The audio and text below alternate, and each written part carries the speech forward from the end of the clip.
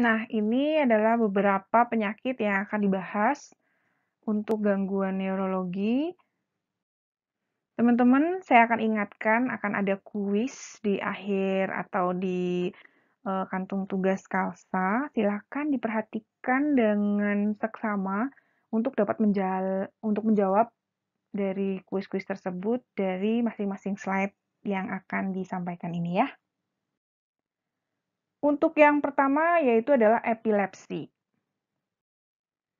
Definisi konseptual dari epilepsi adalah kelainan otak yang ditandai dengan kecenderungan untuk menimbulkan bangkitan epileptik yang terus-menerus, dan konsekuensi neurobiologis, kognitif, psikologis, dan sosial. Kita bisa menanyakan gejala dan tanda sebelumnya, terus kemudian faktor pencetusnya, terus kemudian penyakit yang diderita sekarang atau sebelumnya, bahkan ke riwayat keluarga, dan riwayat bangkitan neonatal atau kejang demam pada saat masih kecil atau bayi. Pada saat menemui pasien dengan epilepsi atau gangguan ini, teman-teman penting sekali untuk mengedukasi mengenai minum obat secara teratur. Terus kemudian edukasi mengenai penghindaran faktor pencetus yang tadi disebutkan. Terus kemudian edukasi kontrol ulang secara teratur ya. Terus kemudian edukasi epilepsi pada kehamilan. Adapun untuk terapinya bisa menggunakan farmakologi dan non-farmakologi.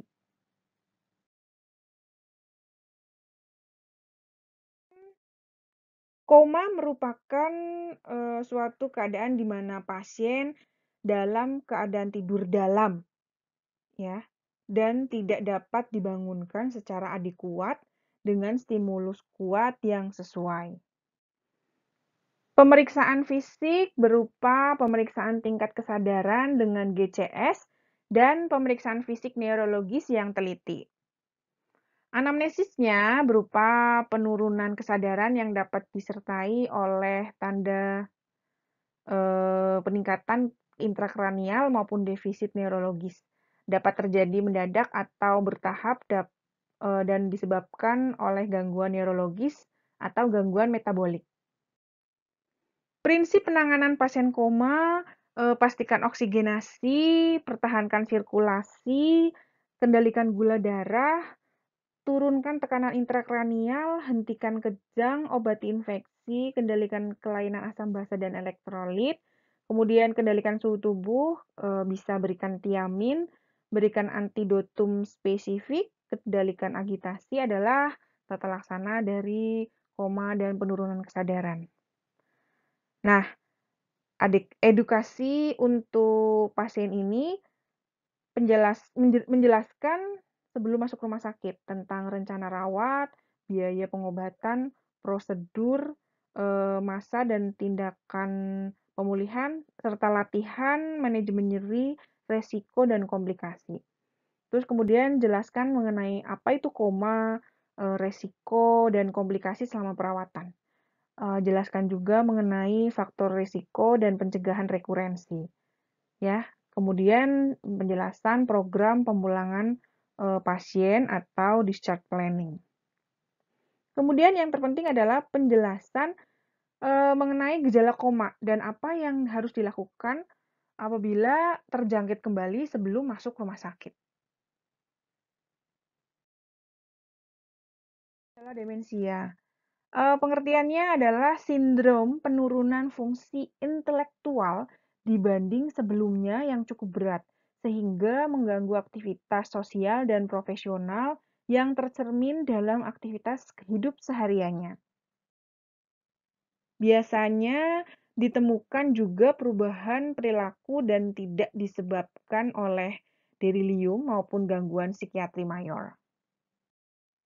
Anamnesis neurobehavior dari informan mencakup awitan, pola perubahan domain, kognisi dan non-kognisi, serta perjalanan penyakit penting untuk menentukan ada tidaknya demensia. Kemudian riwayat medis umum neurologi, psikiatri, obat-obatan, dan riwayat keluarga juga perlu untuk menentukan dasar dari penyakit dari demensia ini. Kemudian kondisi medis yang berkaitan dengan demensia. Adapun pemeriksaannya berupa fisik dan pemeriksaan fisik umum dan pemeriksaan neurologis. Orang yang dikatakan demensia, di mana dia mencakup minimal 2 dari gejala yang ada sebagai berikut. Yang pertama, gangguan kemampuan untuk mendapatkan dan mengingat informasi baru. Nah, gejalanya meliputi pertanyaan dan percakapan yang diulang-ulang, salah meletakkan barang milik pribadi, terus kemudian melupakan kejadian atau janji ya. Jadi kalau yang udah lupa akan janjinya itu udah termasuk demensia. Terus kemudian sesat di jalan yang telah dikenal baik sebelumnya. Udah jalan sebelumnya bagus, tapi kemudian pulangnya nggak ngerti jalan. Dan yang kedua, gangguan logika dan penanganan tugas kompleks, pengambilan keputusan yang buruk. Nah, nih gejala ini berupa gangguan mengerti resiko keselamatan, tidak dapat mengatur keuangan, kemampuan pengambilan keputusan yang buruk, terus kemudian tidak mampu merencanakan aktivitas kompleks dan berurutan. Nah, yang ketiga adalah gangguan kemampuan visospasial. Nah, gejala ini meliputi ketidakmampuan mengenali wajah dan objek keseharian dalam pandangan langsung maupun penglihatan normal. Ketidakmampuan untuk melaksanakan suatu prosedur sederhana atau berpakaian. Ya, yang keempat adalah gangguan fungsi berbahasa. Berbicara, membaca, dan menulis. Nah, gejala ini meliputi kesulitan memikirkan kata yang dipakai sehari-hari sampai berbicara dan keraguan dalam berbicara, mengeja, dan menulis. Yang terakhir adalah gangguan kepribadian, perilaku, dan penampilan. Nah, gejala ini meliputi fluktuasi mood yang tidak khas seperti agitasi, gangguan motivasi, inisiatif, apati, kehilangan dorongan berbuat, terus kemudian menarik diri dari interaksi, berkurangnya minat terhadap aktivitas sebelumnya, sudah kehilangan empati, perilaku konvulsif, dan obsesif. Nah, perilaku yang tidak dapat diterima masyarakat. Dari kelima domain gangguan kognisi perilaku ini, mana teman-teman yang salah satu aja. Nah, jadi perlu diperhatikan ya, perlu disadari salah satu dari gangguan tersebut terjadi pada kita, sehingga kita harus mawas diri. Pengertian dari vertigo adalah persepsi yang salah dari gerakan seseorang atau lingkungan sekitarnya. Nah, persepsi gerakan ini berupa dari vertigo vestibular itu rasa berputar yang timbul pada gangguan vestibular. Yang kedua, vertigo non vestibular. Ini seperti rasa goyang, melayang, mengambang yang timbul pada gangguan sistem proprioseptif atau sistem visual.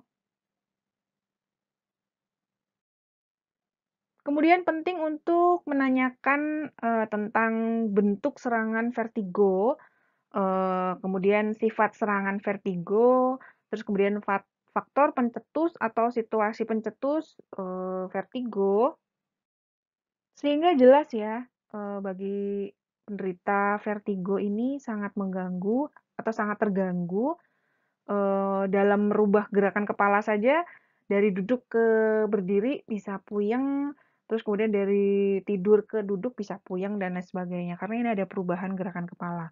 Terus kemudian dalam situasi ya, jadi ramai sedikit penderita vertigo bisa langsung mendapatkan serangan ya. Terus kemudian dari suara juga keramaian, kebisingan dan lain sebagainya. Tanyakan mengenai penyakit yang diderita pasien, bisa diabetes mellitus, hipertensi, bahkan kelainan jantung. Adapun pemeriksaannya berupa pemeriksaan umum, pemeriksaan sistem kardiovaskuler yang meliputi pemeriksaan tekanan darah pada saat baring duduk, dan berdiri dengan perbedaan lebih dari 30 mmHg. Terus kemudian pemeriksaan neurologis tentunya. Untuk pemeriksaan penunjang, bisa dilakukan sesuai dengan etiologi. Dapat dikembangkan pemeriksaan sebagai berikut. Yang pertama adalah pemeriksaan darah rutin seperti elektrolit, kadar gula darah direkomendasikan bila ada indikasi tertentu dari hasil anamnesis dan pemeriksaan fisik. Terus kemudian bisa dengan CT scan atau MRI brain. Edukasi penting, berupa keluarga turut mendukung dengan motivasi dalam mencari penyebab vertigo dan mengobatinya sesuai penyebab. Jadi dukungan keluarga penting juga ya. Terus kemudian, mendorong pasien untuk teratur melakukan latihan vestibular. Penyakit gangguan tidur yang ditandai oleh tersumbatnya sebagian atau seluruh saluran nafas yang menyebabkan apneu dan hipopneu pada saat tidur. Hipnopneu adalah sumbatan parsial saluran nafas atas yang disertai desaturasi oksigen minimal 3% atau diikuti aerosol selama minimal 10 detik. Kemudian kita anamnesis, riwayat mendengkur dan sering mengantuk tanpa sebab yang jelas, kemudian riwayat keluarga penderita OSA, terus kemudian riwayat merokok, adapun alkohol dan obat sedatif yang lain. Pemeriksaan fisik yang dilakukan adalah, yang pertama mengukur BMI atau Body Mass Index, terus kemudian pemeriksaan kelainan anatomi rahang bawah atau dagu yang ke belakang, retognasia, makroglosia, hipertrofi tonsil, massa otot saluran nafas yang berkurang karena faktor usia, abnormalitas nasal seperti deviasi, adapun bisa polip ya. Dan yang ketiga adalah pemeriksaan faktor-faktor resiko berhubungan dengan OSA. Bisa gagal jantung, gagal jantung kongestif, atrial fibrilasi, hipertensi, bahkan diabetes mellitus sampai ke stroke. Adapun pemeriksaan penunjang yaitu adalah pemeriksaan polisomnografi. Edukasi yang diberikan pada penderita ini adalah yang pertama adalah satu, rajin untuk melakukan olahraga. Terus kemudian yang kedua menghindari alkohol dan obat sedatif sebelum tidur. Yang ketiga hindari menyetir sendirian ya. Ya, semoga bermanfaat. Kurang lebihnya mohon maaf. Selamat belajar. Bye-bye.